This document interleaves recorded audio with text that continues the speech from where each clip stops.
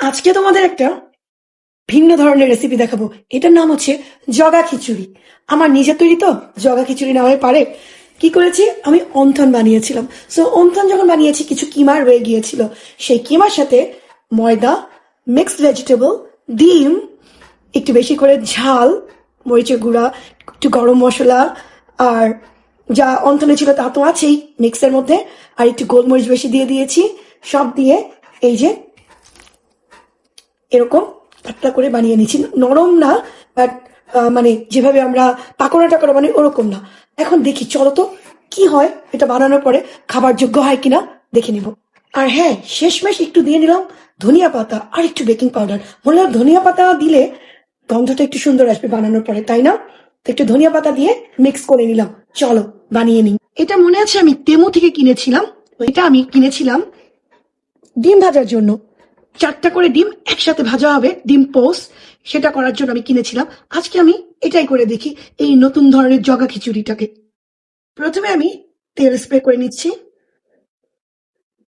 যেন লেগে না থাকে, সুন্দর উঠে আসে।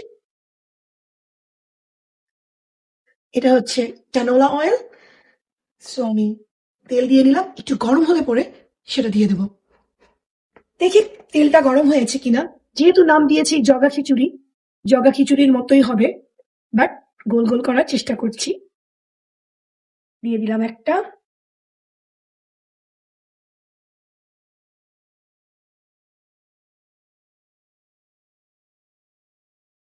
একসাথে 4টা হয়ে যাবে।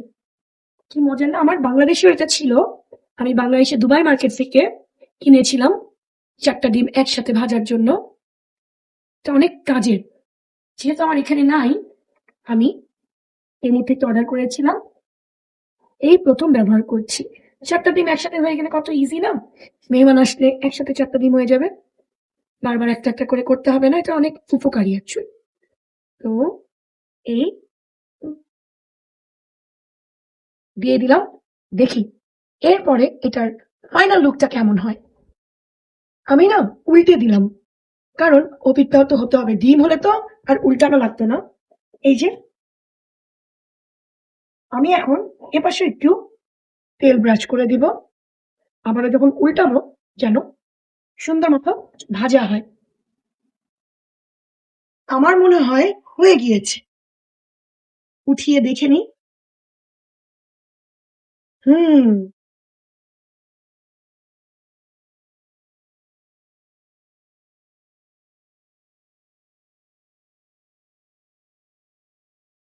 দেখো তো কেমন হয়েছে। এরকম বেঁচে থাকা জিনিস দিয়েও অনেক মুখরোচক খাবার চাইলে বানিয়ে নেওয়া যায়। জাস্ট তোমাকে জানতে হবে। এখন আমি ভাত দিয়ে, সালাদ দিয়ে এই কাবাবটা খাবো। So, চলো।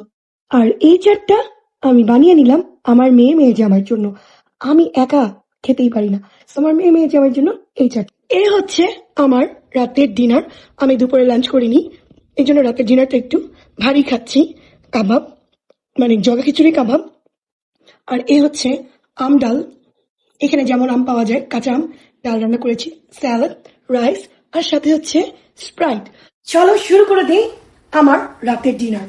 রাইস নিয়ে নিচ্ছি। আমি একা মানুষ, গরিব মানুষ, এছাড়া আর কি খাবো বলো? তোমাদের ভাইয়া তো বাংলাদেশে, আর আমার ছেলে হচ্ছে ওর ভার্সিটিতে। মেয়ের বাসায় খেয়ে তারপর মেয়ের বাড়ি যাবো। সো, আর তোমাদের ভাইয়া বাংলাদেশে, সে তার ভাই বোনের বাসায় বেড়াচ্ছে। এক এক দিন এক এক ভাইয়ের বাসায় থাকে, এক একটা খায়। ভাইয়ের বউরা রান্না করে করে খাওয়ায় মজার মজার। আর বোন বোন আছে, বোন ভাগ্নিরা অনেক কিছু রান্না করে করে প্রতিদিন ডিফারেন্ট ডিফারেন্ট খাবার খায়। সবার বাসায় বেড়ায়। বাংলাদেশ মানেই তো অনেক মজা।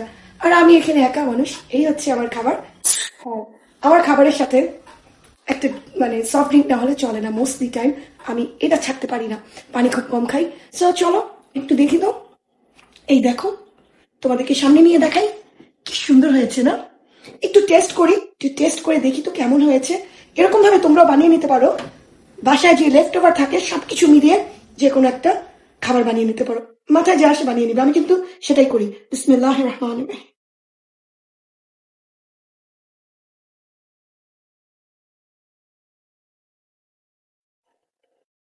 অনেক মজা হয়েছে।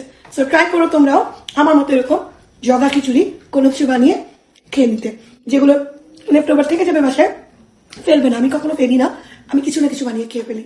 এটাই হচ্ছে আমি। বাবা,